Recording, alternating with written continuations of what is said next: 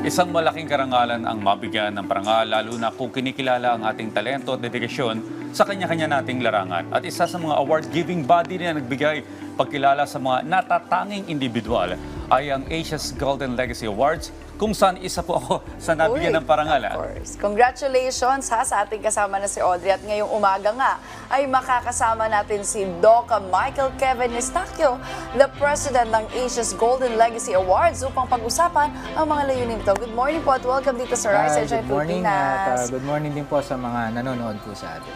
Ayan, Doc Biggs, maaari mo bang ikwento sa amin kung ano yung purpose, layunin ng Asia's Golden Legacy Awards? Alam mo, Sir Donnie, ang purpose lang ng Asia's Golden Legacy Award ay magbigay ng karangalan sa mga tao na naging isang ehemplo para sa kanilang industriya at also magkaroon ng tatak ang bawat Pilipino sa buong mundo. Kaya ginawa ang Asia's Golden Legacy Award para lalong makilala ang kahusayan at galing ng bawat Pilipino.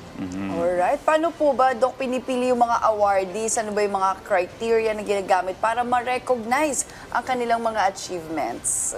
Actually, we have a research team and department for that. And ang mga awardee po natin ay pinipili based sa kanilang category of industry. So, kung ano ang industriya nila, kung sila ay artista, kung sila ay models, or kung sila ay mga negosyante, ay malaking tulong para sa kanila na mapili para sa kanilang kategorya para mabigyan ng isang paraan. Oo, best in their category. Ika nga. Well, nung December na ganap po itong awarding event. Pero ano po yung naging highlights nito, sir? Ang naging highlights ito, unang-una, ay maipagmalaki natin sa buong mundo yung galing at husay ng bawat Pilipino. At doon nakakatuwa dahil we have 162 awardees and dumating din yung mga iba't ibang mga awardee from other countries na naging mga performer like Alvir Antoine and Janice Wong of Vietnam, and also yung mga kilala nating mga artista like Marian Rivera, Ding Dong Dantes, Vice Ganda, and Coco Martin is one of the highlights.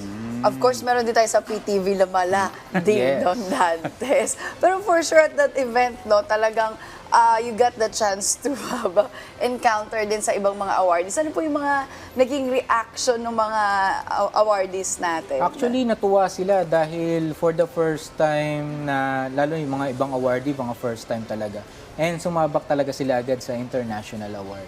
And we are featured in over 80 international medias, and maganda yung naging kinalabasan at napakaraming mga naging performer tulad ng Hagibis, The Flippers, Carmela Betonio, and Edwin Cando. At talagang para siyang naging isang musical concert. Well, I've heard na itong event na ito nakafocus din sa mga negosyante para makapag-inspire ng iba pang mga Filipinos na gusto mag-venture sa mga negosyo. Yes. Actually, Sir Donnie, dyan din ako nagsimula. Nagsimula ako sa pagkakaroon ng isang award nung una. Kaya naging inspirasyon ko na maging ehemplo rin para sa mga co-awardees natin na kung paano ako nagsimula nung araw hanggang sa naging multi-awarded CEO. Ngayon ay nagbibigay na rin ako ng award. Isa na rin akong award-giving body ng Pilipinas. Of course, aside from Audrey, our very own, ano pa po ba yung mga categories sa kabilang dito? Because our network also, PTV Network, nagkaroon din po ng parangal. Ano pa po ba yung mga ibang categories bukod po dito? Ang mga categories natin, unang-una is yung mga nasa part ng education, nasa part ng politics, nasa part ng business, artistry, and also sa media. Kaya isang karangalan din para sa amin na ma-feature ang PTV4 and mabigyan ng award, and also ang isa nating kaibigan na si Sir Donnie para... Audrey po. Audrey, para magkaroon ng isang karangalan din na ipinagmamalaki na isa siyang Pilipino at isa siyang part ng Asia's Golden Legacy Award. Well, para sa mga gusto maging updated tungkol sa mga awardees at saka future events ninyo, saan po bang website o pages ang pwedeng pumunta? Pwede po silang pumunta sa Asia's Golden Legacy Award, and doon po makikita nila yung mga nomination process and the categories, and also meron po tayong upcoming event, one of the international awarding ceremony also, the Global Leadership and Achievers Awards. Kailan po ito magaganap? Sa March 23, 2025.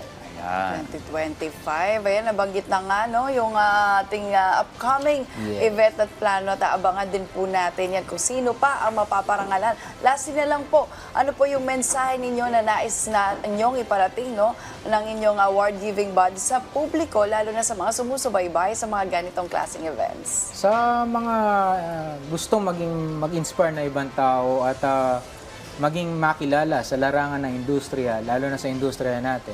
So, gusto kong ipakilala sa inyo ang Asia's Golden Legacy Award and Global Leadership and Achievers Award na kinikilala ang galing at husay ng bawat Pilipino sa buong mundo. Kaya sama-sama po nating tangkilikin ang sarili natin bilang isang award-giving bodies. Proud po ako na maging awardee rin po ang PTV4 and also si Sir Don. Ayan, okay. In behalf of PTV, no, maraming salamat po sa pagkilalang ito. Hayaan ninyo, patuloy po kaming magbibigay ng inspirasyon at mga napapanahong balita para sa ating mga kababayan. Maraming salamat po sa pagkilala. Again, maraming salamat, Doc Migs. Thank you. Maraming salamat din.